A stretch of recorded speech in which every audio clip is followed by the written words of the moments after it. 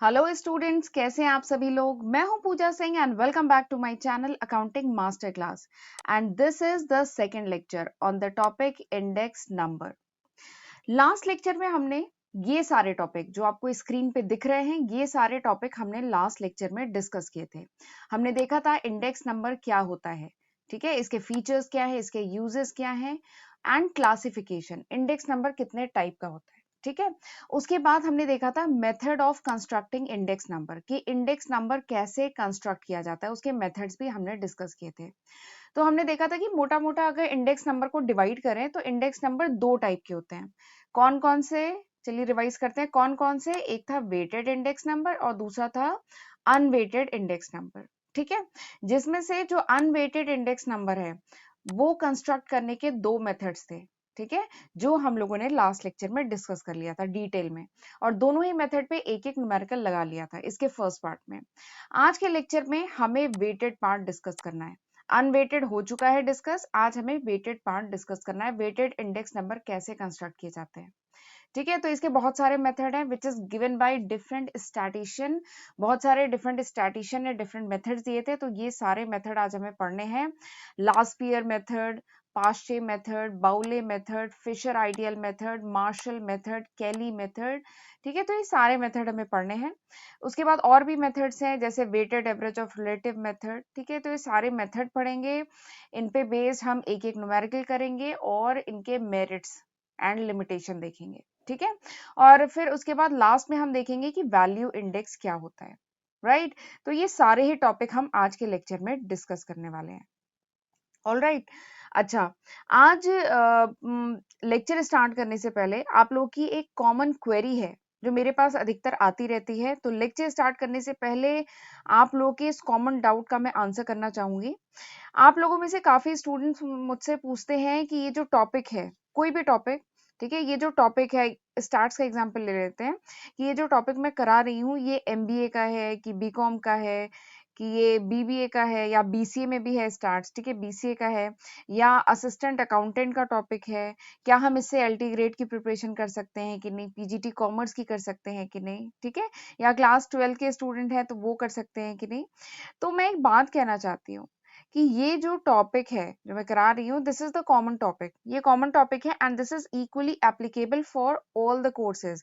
ये जितने भी कोर्सेज हैं, एमबीए हो, बीबीए हो, बीकॉम हो, बीसीए हो, कॉम्पिटिटिव एग्जाम हो, ठीक है। तो अगर ये सिलेबस आपके कोर्स में है, स्टार्ट्स का ये सिलेबस आपके कोर्स में है, एग्जाम्पल ले रहे हैं इंडेक्स नंबर जो करा रही हूँ, अगर इंडेक्स नंबर आपके सिलेबस में है then this topic is for you, ये टॉपिक आपके लिए इक्वली एप्लीकेबल है, ठीक है। मैं कोर्स वाइज नहीं करा रही हूँ, मैं कॉमन टॉपिक करा रही हूँ जो हर कोर्स के लिए एप्लीकेबल है, ठीक है। जैसे अगर कॉस्ट अकाउंटिंग की जो मेरी प्लेलिस्ट है उसमें अप्रोक्सीमेटली 25 लेक्चर है कॉस्ट अकाउंटिंग पे, तो चाहे आप बीकॉम के स्टूडेंट हैं, बीबीए के हैं या एमबीए के हैं या कॉम्पिटिटिव एग्जाम की तैयारी कर रहे हैं, अगर कॉस्ट अकाउंटिंग आपके सिलेबस में है then those 25 lectures are applicable for you. वो जो 25 लेक्चर मेरे हैं उनको आप यूज कर सकते हैं, उनको उनसे आप पढ़ सकते हैं, वो आपके लिए एप्लीकेबल है, ठीक है। देखिए जो बेसिक कॉन्सेप्ट होता है ना वो तो चेंज नहीं होगा। ऐसा तो नहीं होगा कि बीसीए वालों के लिए कॉस्ट अकाउंटिंग अलग है, बीबीए वालों के लिए अलग है, ऐसा एकदम नहीं होगा। तो बेसिक कॉन्सेप्ट सेम रहता है, ठीक है। तो इसलिए इस बात का ध्यान में रखिएगा आप लोग, ठीक है। अच्छा, और एक बात और है कि मेरे चैनल को तो सब्सक्राइब करना ही है, नोटिफिकेशन बेल भी प्रेस करनी है ताकि आपको नोटिफिकेशन मिल जाए ऑफ माय अपकमिंग वीडियोस। और एक लास्ट बात और है कि अगर आपको मेरे यूट्यूब पर जो अपलोडेड वीडियोस हैं उनके नोट्स चाहिए in PDF form, then you can ping me on my Telegram ID जो आपको डिस्क्रिप्शन में मिल जाएगी। ओके, तो फिर चलिए हम आज का लेक्चर स्टार्ट करते हैं। Method of constructing index number. तो लास्ट लेक्चर में मैंने आपको ये स्लाइड दिखाई थी, मैंने बताया था इंडेक्स नंबर को मोटा मोटा डिवाइड करें तो दो टाइप का है, unweighted index number and weighted index number, ठीक है। अनवेटेड इंडेक्स नंबर यानी जहां पे कोई भी वेट असाइन नहीं होता है, ठीक है, प्राइस पे कोई भी वेट असाइन नहीं है, that is unweighted index number. And जहां पे वेट असाइन है, ठीक है, जहां पे जो कॉमोडिटीज हैं इनको अगर वेट असाइन किया गया है तो वो वेटेड इंडेक्स नंबर होता है। या दूसरे शब्दों में अगर हम केवल प्राइस की बात करें या केवल क्वांटिटी की बात करें तो वो क्या होगा, अनवेटेड इंडेक्स नंबर। और जब हम प्राइस एंड क्वांटिटी दोनों की बात करें, फॉर्मूले में दोनों है, तो ये क्या होगा, वेटेड इंडेक्स नंबर, ठीक। अब ये जो अनवेटेड इंडेक्स नंबर है ये कंस्ट्रक्ट करने के दो मेथड थे, लास्ट टाइम पे हमने देखा था दो मेथड थे। पहला मेथड क्या था, सिंपल एग्रीगेटिव मेथड। पहला मेथड क्या था, सिंपल एग्रीगेटिव मेथड। दूसरा मेथड क्या है, दूसरा मेथड क्या था, simple average of relative method, यानी प्राइस रिलेटिव निकालते थे और उसका एवरेज निकालते थे, याद आ रहा है, simple average of relative method. ठीक, तो ये दो मेथड हम पढ़ चुके हैं। आज चलिए हम वेटेड पार्ट शुरू करते हैं। वेटेड, इसमें हमें दो मेथड पढ़ने हैं, ठीक है। वेटेड इंडेक्स नंबर कंस्ट्रक्ट करने के दो मेथड्स होते हैं, एक होता है वेटेड एग्रीगेटिव मेथड, दूसरा weighted average of relative method, यानी रिलेटिव निकालेंगे उसका एवरेज लेंगे, ठीक है। चलिए, अब इसमें ये जो वेटेड एग्रीगेटिव इंडिसेस, ये जो वेटेड एग्रीगेटिव मेथड है, इससे जो इंडेक्स कंस्ट्रक्ट करने का ये जो मेथड है, इसमें 6 मेथड्स हैं, ठीक है। ये जो वेटेड एग्रीगेटिव इंडेक्स, ये जो मेथड है, इसमें हमें 6 मेथड्स पढ़ने हैं, जो मैं अभी नहीं फर्स्ट स्लाइड पे दिखा रही थी, लास्पियर method, Paasche method, Bowley method, Fisher method, वो जो बताई थी ना, वही वो इसके अंदर आते हैं। वेटेड एग्रीगेटिव इंडिसेस में 6 मेथड हैं, डिफरेंट स्टैटिस्टिशियन ने वो मेथड दिया है, ठीक है। और ये वेटेड, और दूसरा मेथड क्या है, weighted average of relative method. ठीक, यहाँ तक तो समझ में आया। तो ये जो अनवेटेड इंडेक्स नंबर जो हमने लास्ट स्लाइड में पढ़ा था, अनवेटेड इंडेक्स नंबर में क्या था, बेसिकली इक्वल इंपॉर्टेंस दी गई थी ऑल द आइटम्स, जितने भी आइटम है, जितनी भी कॉमोडिटी है, उन सबको इक्वल इंपॉर्टेंस दी गई थी। लेकिन ये जो वेटेड इंडेक्स नंबर है, इसमें क्या है, we assign the we assign the weight to each commodity. हर एक कॉमोडिटी का अलग वेट होता है अकॉर्डिंग टू इट्स इंपॉर्टेंस, उस कॉमोडिटी की क्या इंपॉर्टेंस है टोटल फिनोमिनन में, उसके अकॉर्डिंग हर कॉमोडिटी का कुछ वेट होता है। तो वही है वेटेड इंडेक्स नंबर। और वेटेड इंडेक्स नंबर में दो मेथड यूज होते हैं, weighted aggregative indices and weighted average of relative method. ठीक, तो चलिए अब हम पहला जो वेटेड एग्रीगेटिव इंडिसेस जो मेथड है, ठीक है, उसमें कौन कौन से मेथड्स आते हैं वो चलिए डिस्कस करना शुरू करते हैं। तो मैंने बताया था उसमें ये 6 मेथड्स आते हैं, ठीक। इन मेथड्स में, और ये जो 6 मेथड्स हैं, इनमें बेसिक डिफरेंस क्या है, इनमें बेसिक डिफरेंस है वेट का। इन 6 मेथड में जो वेट है दैट इज डिफरेंट, ठीक है, बाकी चीज सेम है। इन सारे मेथड में देखेंगे, इन सारे मेथड में summation P not by summation P one होगा, ठीक है। बस यहाँ पे जो डब्ल्यू वेट होगा दैट वुड बी डिफरेंट। ये जो वेट जिससे मल्टीप्लाई करेंगे P one by P not को, वो वेट डिफरेंट होगा इन सारे ही 6 मेथड में। बाकी बाकी इस इन मेथड्स का फॉर्मूला क्या होगा, summation P one divided by summation P not. तो इन फॉर्मूले में बेसिक डिफरेंस वेट का ही है, ठीक है। तो चलिए अब एक एक करके इन मेथड्स को डिस्कस करते हैं। सबसे पहला मेथड क्या है, लास्पियर मेथड। तो लास्पियर मेथड, ये सारे मेथड ना साइंटिस्ट के नाम पे, जिन साइंटिस्ट ने ये मेथड दिया है। तो लास्पियर मेथड से लास्पियर प्राइस इंडेक्स कंस्ट्रक्ट करते हैं, जो कि एक वेटेड एग्रीगेटिव प्राइस इंडेक्स है, ठीक है। और यहाँ पे वेट क्या होता है, यहाँ पे वेट इज द, देख के बताइए फॉर्मूले में वेट क्या होता है, quantity of the base period. Quantity of the base period is the weight, ठीक है। इसका फॉर्मूला क्या होता है, formula is P nought one equals to, देखिए मैंने बताया था summation P one by summation P nought, this is common, ये तो कॉमन रहेगा, ठीक है।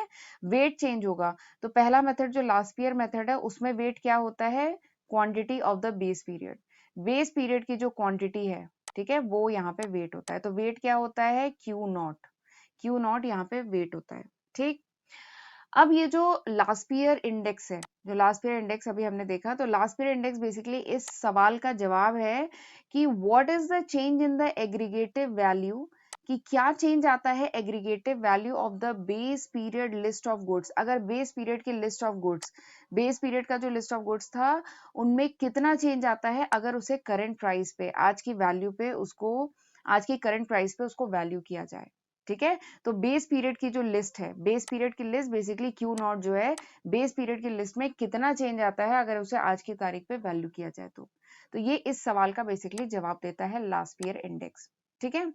अब लास्पियर इंडेक्स का एक फीचर कह लीजिए या एक लिमिटेशन है लास्पियर इंडेक्स की, कि this index has an upward bias. ये जो इंडेक्स है ये अपवर्ड बायस्ड होता है। इसका मतलब, अपवर्ड बायस मतलब इसकी वैल्यू थोड़ी सी ज्यादा आती है लास्पियर इंडेक्स की।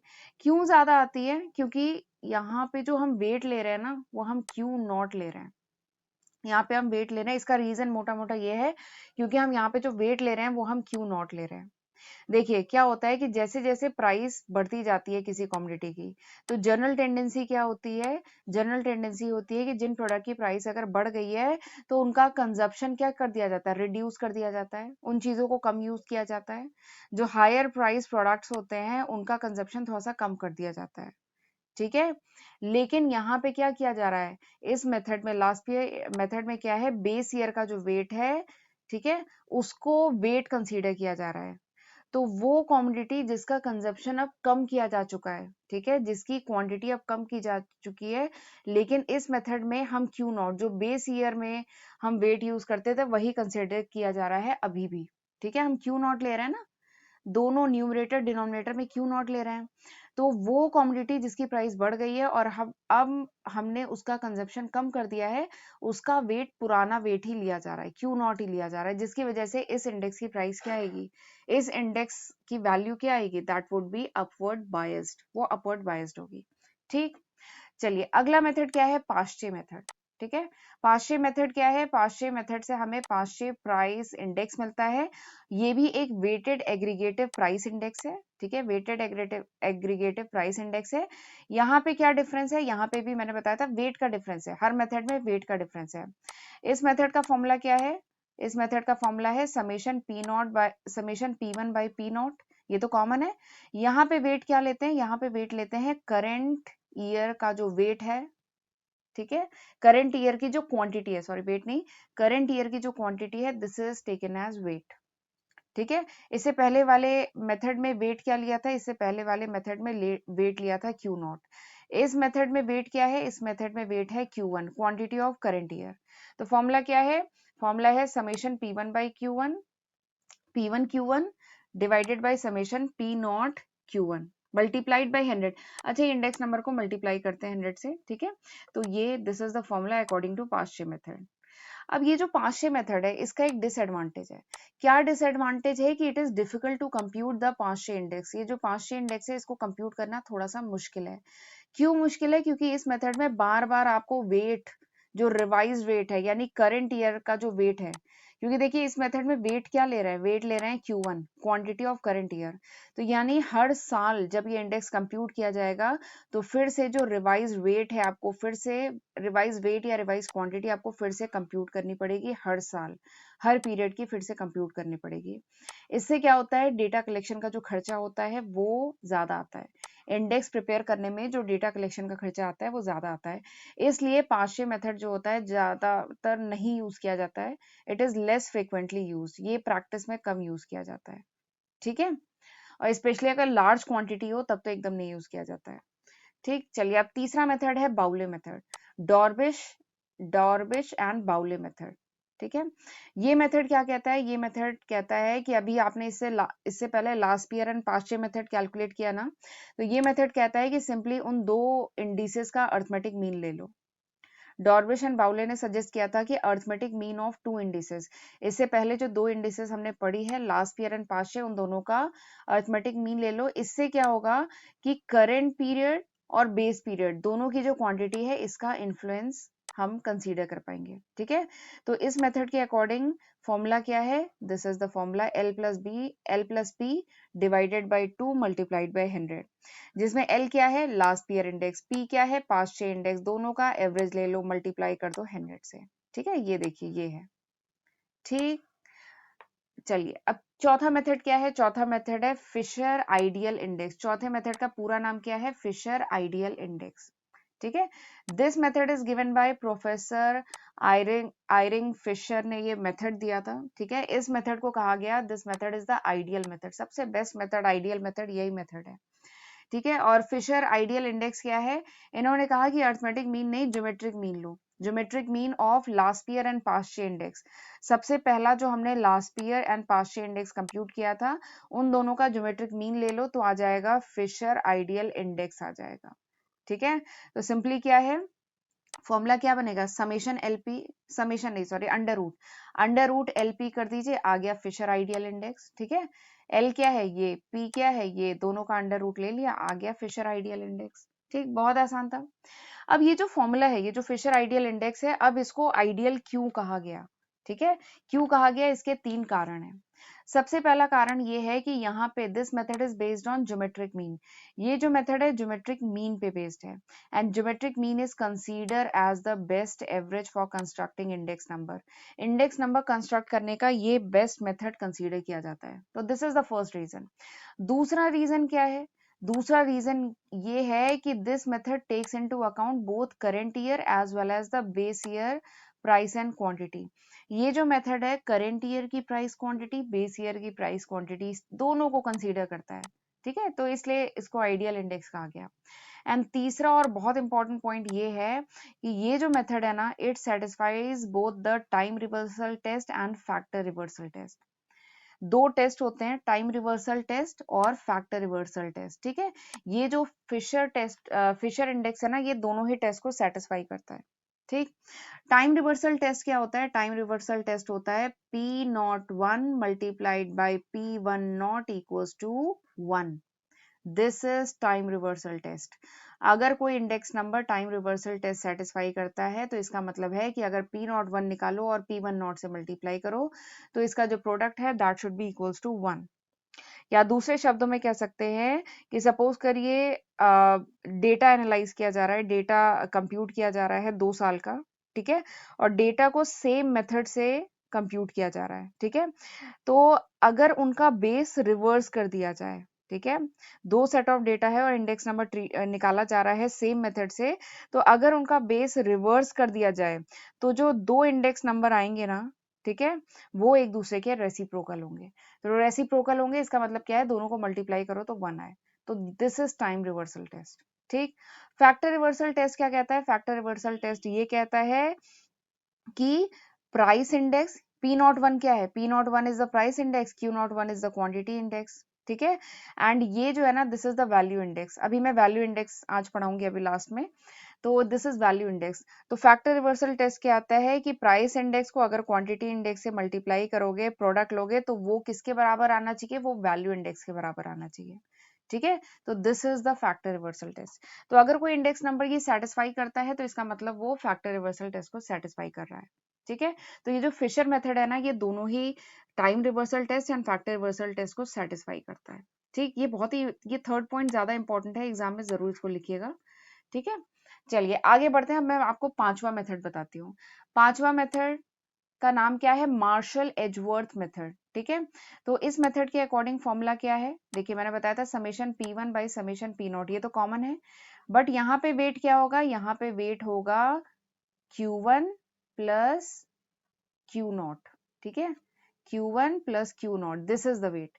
न्यूमरेटर और डिनोमिनेटर को वेट से मल्टीप्लाई कर दीजिए, Q0 plus Q1, this is the weight. ठीक है, तो this is the formula according to Marshall and Edgeworth, इन्होंने ये फॉर्मूला दिया था। वेट क्या है, weight is Q1 plus Q0। ठीक है, Q1 प्लस Q0 इसको ब्रैकेट में रखेंगे और इनको न्यूमरेटर और डिनोमिनेटर में दिस इज द वेट, और इसको मल्टीप्लाई करेंगे 100 से। तो this is the formula for Marshall Edgeworth method के अकॉर्डिंग इंडेक्स का फॉर्मूला ये है। ठीक है, ये जो पांचवा और छठा मेथड है ना, ये अधिकतर इवन बहुत सारी बुक में ये पांचवा और छठा मेथड मिलेगा भी नहीं। ये मेन जो है ना स्टार्टिंग के 4 मेथड हैं, मेन है स्टार्टिंग के 4 मेथड, लास्ट ईयर 5-6 एंड तीसरा क्या था बाउले एंड चौथा क्या था फिशर। ठीक है, वो 4 मेथड ज्यादा इंपॉर्टेंट है, इसीलिए मैंने थोड़ा सा डिटेल में बताया। ये जो पांचवा और छठा मेथड है ये ज्यादा यूज नहीं होता है। अगला मेथड क्या है, छठा मेथड है कैली मेथड। कैली मेथड क्या कहता है, सेम वही summation P1 by summation P0 ये है, और वेट यहाँ पे क्या होगा, weight will be Q। Weight है यहाँ पे Q, और Q है क्या, Q है Q0 plus Q1 divided by 2। ठीक है, Q का फॉर्मूला क्या है, Q is Q0 plus Q1 divided by 2। This is Q and this Q को उठा के यहाँ पे पुट करिए, यही है वेट। ठीक है, तो this is the formula according to Kelly method. ठीक, चलिए अब जरा हम शॉर्ट में जल्दी से रिवाइज करते हैं 6 मेथड, और उसके बाद इस पे बेस्ड न्यूमेरिकल लगाते हैं। तो 6 मेथड ये देखिए आपकी स्क्रीन के सामने है। सबसे पहला last year method. Last year देखिए, सबसे पहले तो 6 मेथड में क्या कॉमन है, summation P1 by summation P0, this is common. Weight हर मेथड में डिफर कर रहा है, बाकी चीजें कॉमन है। ठीक है, जो पहला मेथड है लास्ट ईयर मेथड, उसमें वेट क्या है, लास्ट ईयर मेथड में वेट है Q0। यानी क्वांटिटी ऑफ बेस पीरियड। पांचशे मेथड में वेट क्या है? पांचशे मेथड में वेट है Q1। ठीक। बाउले मेथड क्या बोलता है? बाउले मेथड बोलता है अर्थमेटिक मीन ले लो। ठीक है, जो आपने पहला और दूसरा मेथड पढ़ा उसका अर्थमेटिक मीन ले लो। फिशर मेथड कहता है कि अर्थमेटिक मीन नहीं, आप ज्योमेट्रिक मीन ले लो। ठीक है, ये फिशर मेथड कहता है। मार्शल मेथड क्या कहता है? मार्शल मेथड कहता है कि वेट क्या है? Weight is Q0 plus Q1। ठीक है, this is the weight. Marshall method ये कहता है। फिर लास्ट में केली मेथड क्या कहता है? केली मेथड कहता है कि ना वेट तो है Q, और Q क्या है? Q is equals to Q1 plus Q0 divided by 2। ठीक है, वेट है Q। तो ये हैं सिंपल से 6 मेथड, और अब मुझे लगता है आपको आसानी से 6 मेथड के जो फॉर्मूले हैं ये लर्न हो गए होंगे। ठीक है, चलिए अब क्वेश्चन करते हैं। आपको कंस्ट्रक्ट करना है index number of price from the following data. आपको डेटा दिया गया है, आपको इंडेक्स नंबर कैलकुलेट करना है इन मेथड से। Laspeyres method, Paasche method, Bowley method, Fisher method, Marshall method. ठीक है, चार कॉमोडिटी दी गई है ABCD। 2002 के फिगर दिए गए हैं प्राइस क्वांटिटी के, ऐसे ही 2003 के फिगर दिए गए हैं प्राइस क्वांटिटी के। ठीक है, 2002 बेस ईयर है। ठीक है, तो इसके जो फिगर्स है वो क्या होंगे? P0 Q0, और इसके जो फिगर्स होंगे वो क्या होंगे? P1 Q1। यहाँ तक समझ में आ गया? ठीक है, अब हमें सारे इंडेक्स नंबर कैलकुलेट करने हैं। तो सारे इंडेक्स नंबर कैलकुलेट करना है तो सबसे पहले हम क्या कैलकुलेट कर लें? देखिए, हमें लास्ट ईयर और पांचशे के ये जो टर्म्स है ना, पहला क्या टर्म है न्यूमरेटर में? P1 Q0, और दूसरा क्या है? P0 Q0। ऐसे ही पांचशे में क्या है? P1 Q1, और डिनोमिनेटर में क्या है? P0 Q1। ठीक है, तो ये बेसिकली चार टर्म अगर हम कैलकुलेट कर लें, ठीक है, तो हम उसको उठा के पुट करेंगे, हमारे सारे इंडेक्स नंबर आ जाएंगे। ठीक है, तो सबसे पहले एक टेबल बना लीजिए। पहले कॉलम में कॉमोडिटी, दूसरे कॉलम में P0 Q0, इधर क्या होगा? P1 Q1। ठीक, ये हमने रिकॉर्ड कर ली। अब ये जो चार टर्म मैंने बताए हैं, ये वाले चार टर्म, ये आपको अलग से पहले कैलकुलेट करने हैं। पहला क्या है? P1 Q0। ठीक है, तो ये देखिए P1 Q0, ये P1 Q0। P1 Q0 मतलब ये जो P1 का कॉलम है और ये जो Q0 का कॉलम है, इनको मल्टीप्लाई करके यहाँ रखिए। 8 4 जा 32। ठीक है, 10 6 जा 60, 14 5 जा 70, ऐसे ही 19 2 जा 38। ठीक है, ये निकाला और फिर इसका समेशन निकाल लीजिए तो आपका आ जाएगा 200। ऐसे ही अगला हमें क्या चाहिए? अगला चाहिए P0 Q0। P0 Q0 क्या है? इन दोनों को मल्टीप्लाई करो, ये कॉलम और ये कॉलम को मल्टीप्लाई करो। 8 2 जा 16, 5 10 जा 50, 4 14 4 जा 56, 19 2 जा 38। तो ये सब आपने रिकॉर्ड किया, इनको ऐड करो, 160 आएगा। ऐसे ही आप P1 Q1 निकालेंगे और P0 Q1 निकालेंगे। ठीक, निकाल लिया, उसका समेशन करके यहाँ रख लिया। ठीक, अब सारे टर्म आ गए, आप जल्दी जल्दी फॉर्मूला लिखिए और उस पर पुट करके आंसर लाइए। सबसे पहला क्या है? Last year method. Last year method का फॉर्मूला हम जानते हैं, ये है फॉर्मूला। तो समेशन P1 Q0 आपने कैलकुलेट कर लिया, ये क्या है? 200। ठीक है, तो यहाँ पे आपने 200 पुट किया। P0 Q0 का समेशन क्या है? 160, ये आपने यहाँ पे पुट किया और इसको मल्टीप्लाई करिए 100 से, you will get the index number 125 आ गया index number. Last year method के अकॉर्डिंग इंडेक्स नंबर आ गया 125। ऐसे ही जो पांचशे मेथड है, पांचशे मेथड का फॉर्मूला क्या है? ये है फॉर्मूला। ठीक, न्यूमरेटर क्या है? P1 Q1, यहां से उठा के पुट करिए 130। ठीक है, 130। डिनोमिनेटर क्या है? Summation P0 Q1, P0 Q1 क्या है? 103, उठा के यहाँ पे पुट करिए, मल्टीप्लाई करिए 100 से, आ गया 126.21। ठीक, पांचशे मेथड के अकॉर्डिंग आ गया। बाउले मेथड क्या कहता है? अर्थमेटिक मीन लो। तो ये सारे टर्म आपको दिए गए हैं, उठा के यहाँ पे पुट करिए, डिवाइड करिए 2 से, मल्टीप्लाई करिए 100 से, आपका आंसर आ जाएगा। कैलकुलेशन आपको आता है इसलिए मैं नहीं कर रही हूँ। ठीक है, अगला क्या है? Fisher method. फिशर मेथड क्या कहता है? ज्योमेट्रिक मीन लो। तो ये चारों जो टर्म है आपने टेबल में कैलकुलेट कर चुके हैं आप उसे, इन चारों टर्म को यहाँ पर अलग अलग ऐसे करके पुट करिए, मल्टीप्लाई करिए, अंडर रूट लीजिए और उसको 100 से मल्टीप्लाई करिए, आंसर आ जाएगा 126.6। ठीक, अगला क्या है? Marshall Edgeworth method. इसका फॉर्मूला क्या है? समेशन P0 Q1 फिर मल्टीप्लाइड बाई P1, डिनोमिनेटर में P0 plus Q1 multiplied by P0 multiplied by 100। ठीक है, तो जब ये ब्रैकेट आप खोलेंगे, ये जो ब्रैकेट दिया हुआ है ना, ब्रैकेट जब आप खोलेंगे ना, तो ये टर्म कुछ ऐसे हो जाएंगे, summation P1 Q0 plus P1 Q1 ऐसे करके हो जाएगा, और ये चारों टर्म आपने अभी टेबल में कैलकुलेट किया है, तो उठा के ये चारों टर्म यहाँ पर आप पुट करेंगे, कैलकुलेट करेंगे, आपका आंसर आ जाएगा 125.47। ठीक है, मैं आपको केवल तरीका बता रही हूँ, क्वेश्चन आपको खुद करना है। फॉर्मूला पता है तो क्वेश्चन कर लोगे, कोई दिक्कत नहीं है। ठीक है, चलिए, तो ये था एग्रीगेटिव मेथड, इसमें हमने 6 मेथड देखे। ठीक है, अब हम अगला पढ़ने जा रहे हैं weighted average of relative method. Weighted average of relative method. ठीक है, तो वेटेड एग्रीगेटिव मेथड जो अभी हमने इससे पहले डिस्कस किया था, वेटेड एग्रीगेटिव मेथड जिसमें हमने 6 मेथड डिस्कस किए थे, उसमें कहीं पे भी आपने देखा होगा हमने प्राइस रिलेटिव नहीं निकाला था। प्राइस रिलेटिव मतलब क्या होता है, समेशन P1। प्राइस रिलेटिव क्या होता है, ratio of the current year price to base year price of a single commodity. ठीक है, एक सिंगल कॉमोडिटी की P1 बाई P0। ठीक है, किसी सिंगल कॉमोडिटी का P1 by P0, this is called price relative, इसको प्राइस रिलेटिव कहते हैं।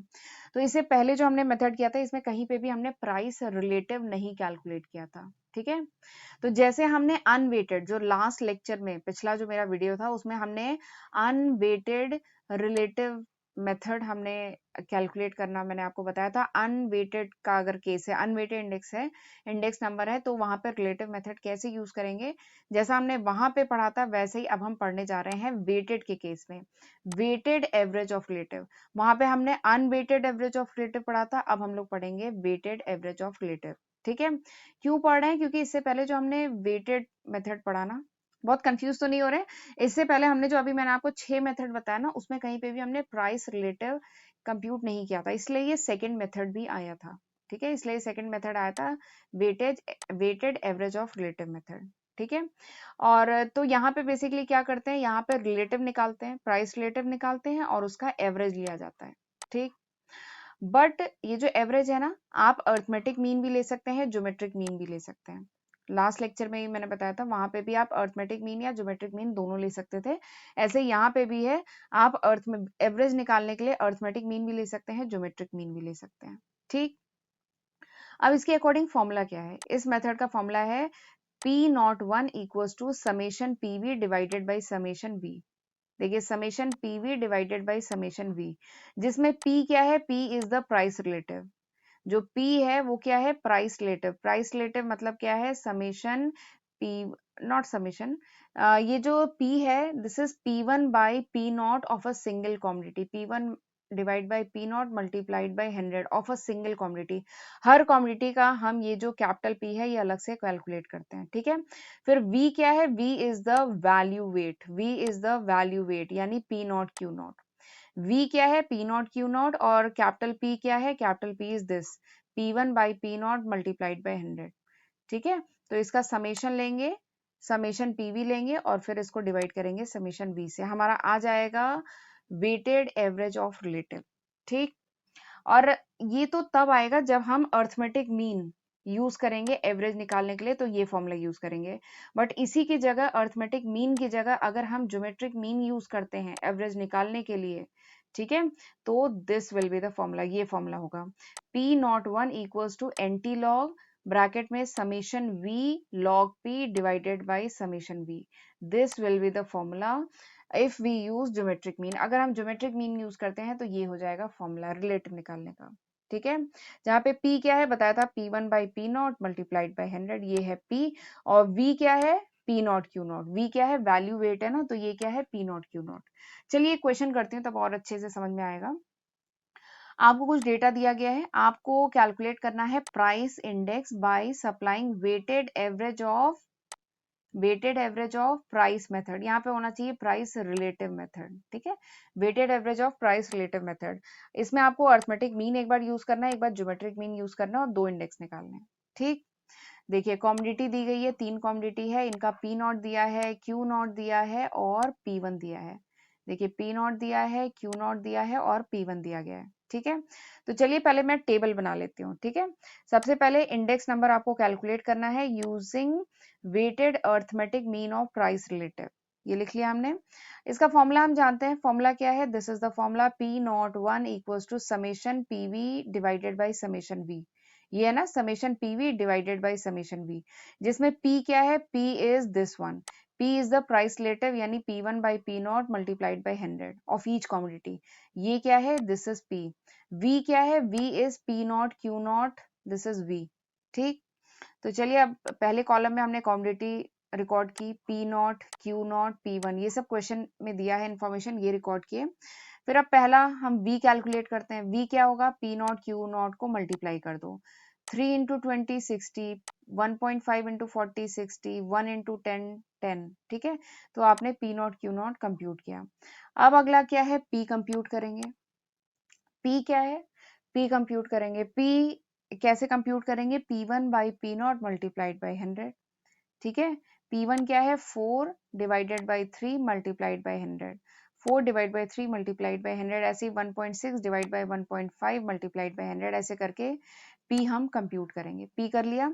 अब आखिरी में क्या करना है? PV को मल्टीप्लाई कर लीजिए, क्योंकि देखिए इसी का तो समेशन चाहिए न्यूमरेटर में, तो PV कर लीजिए। तो आप क्या करेंगे? इस कॉलम को और इस कॉलम को मल्टीप्लाई कर लीजिए। ठीक है, तो आपने मल्टीप्लाई किया तो आपका आ गया 8000, 6400 और 1500। इसका समेशन निकाल लीजिए, क्योंकि ये क्या है? न्यूमरेटर में चाहिए हमें। और ऐसे ही समेशन V निकाल लीजिए, ये हमें डिनोमिनेटर में चाहिए फॉर्मूले में। ठीक है, तो ये दोनों फिगर आपने यहाँ पे पुट कर दिया, आपका आंसर आ गया 122.31। ठीक, चलिए अगला क्या है? Geometric mean. मैं केवल तरीका बता रही हूँ, कैसे होगा कैलकुलेशन आपको खुद ही करना है। ठीक है, अगला क्या है? ज्योमेट्रिक मीन अगर यूज करते हैं प्राइस रिलेटिव निकालने के लिए तो कैसे करेंगे? तो यहाँ पे आपको या तो कैलकुलेटर, साइंटिफिक कैलकुलेटर यूज करना पड़ेगा, या फिर लॉग टेबल यूज करना पड़ेगा, क्योंकि यहाँ पे लॉग और एंटी लॉग निकालना है। दिस इज द फॉर्मूला, ये फॉर्मूला है, हम जानते हैं।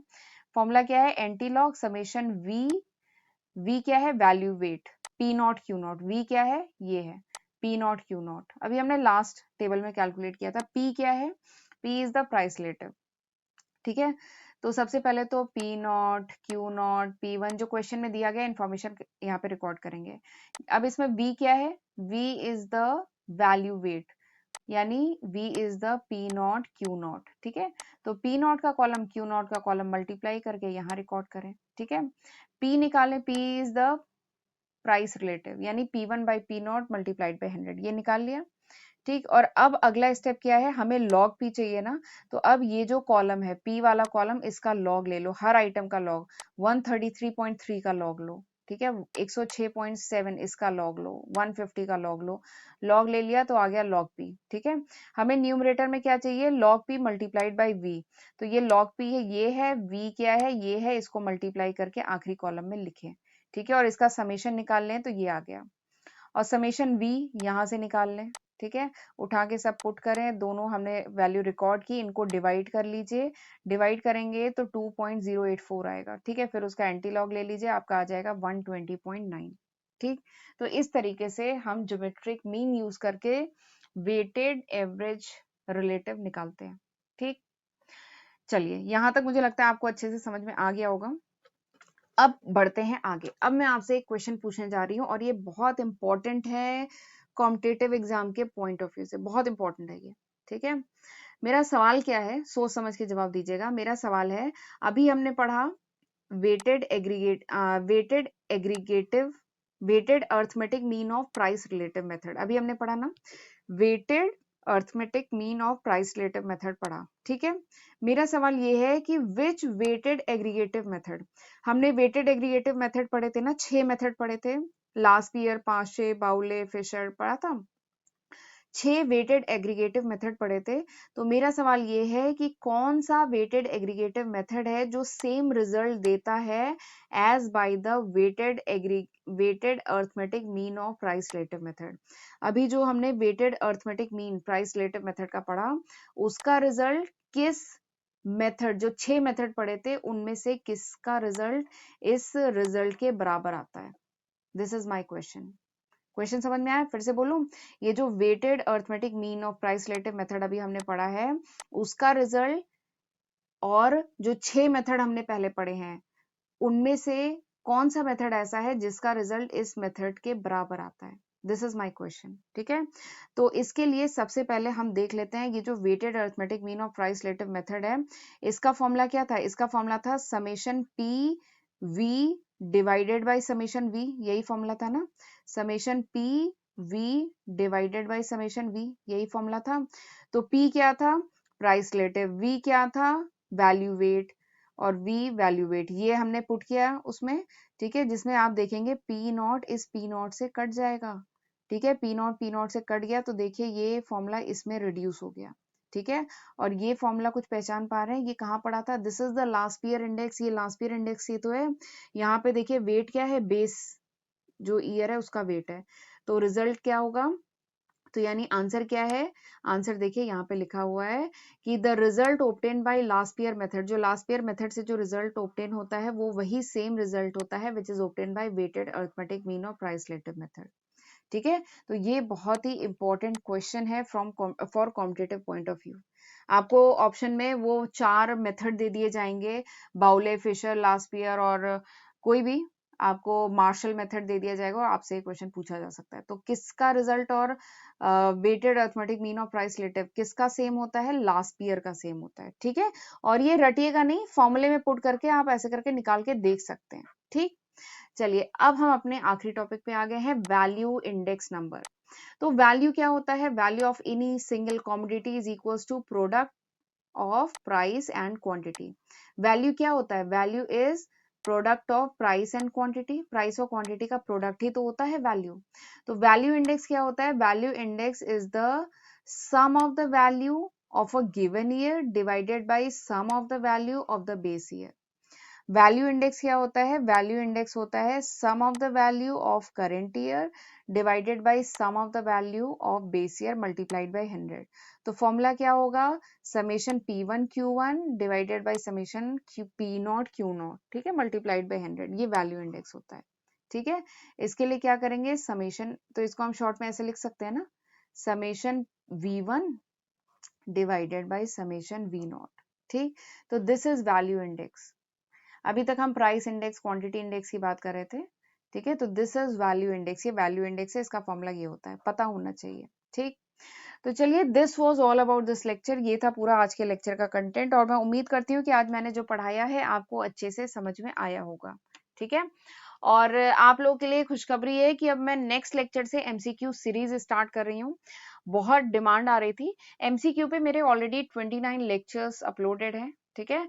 बट अब 30th लेक्चर अब अगले टर्न से आएगा, और उसके बाद अब मैं थोड़ा सा एमसीक्यू पे ही चलूंगी, ठीक है। तो अब एमसीक्यू सीरीज आने वाली है, तो अगले लेक्चर से हम करेंगे एमसीक्यू सीरीज, ठीक है। और अगर ये लेक्चर आपको पसंद आया हो तो जरूर एक सेकंड का टाइम निकालिएगा और मेरे लेक्चर को, मेरे वीडियो को लाइक जरूर करिएगा, और कमेंट करके मुझे बताइएगा कि हाउ वाज दिस लेक्चर, ठीक। तो चलिए फिर मिलते हैं अगले लेक्चर में, तब तक अपना ध्यान रखिएगा, गॉड ब्लेस यू।